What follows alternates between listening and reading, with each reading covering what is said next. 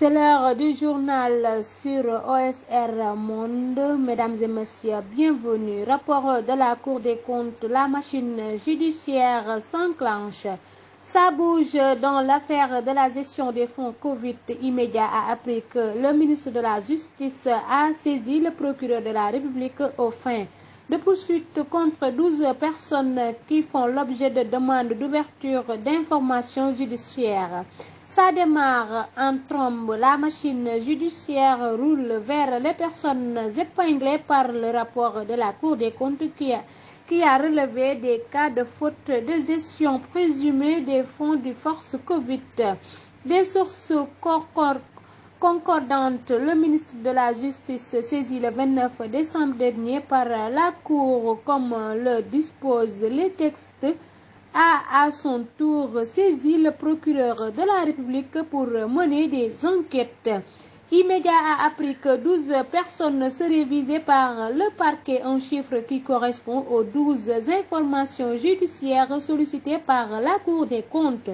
Ce chiffre correspond au nombre d'informations judiciaires sollicitées par la Cour des comptes contre des DAGE, des comptables et autres fonctionnaires. La société civile avait aussi réclamé que les ministres dont les départements sont concernés soient aussi entendus, mais d'après nos sources, ce n'est pas envisagé pour le moment. Ensuite, Hélène Tine, que le président Macky Sall ne trahisse pas sa profession de foi, je serai du combat contre l'obstination pour un troisième mandat. Ancien membre de l'Alliance des forces de progrès AFP et de surcroît ancienne alliée du président Macky Sall au sein de la coalition Benno Bokk Yakaar, Hélène Tine dit avoir toutes les raisons pour se démarquer d'un éventuel mandat porté par une bonne partie de la mouvance présidentielle. Il y a 12 ans, quand l'actuel président de la République combattait un troisième mandat, son prédécesseur Abdoulaye Wade, l'ancienne chargée de communication de l'AFP, s'était engagé pour le même principe, le même combat. Dans l'entretien avec Dakaractu, la présidente du mouvement sénégalais pour l'éthique et le travail réitère le même engagement qu'elle avait en 2001. Ce qui m'étonnerait, c'est d'accepter à Macky Sall ce que nous avions ensemble refusé à Abdoulaye Wade. Aujourd'hui, il y a des responsables qui essaient de justifier ce troisième mandat.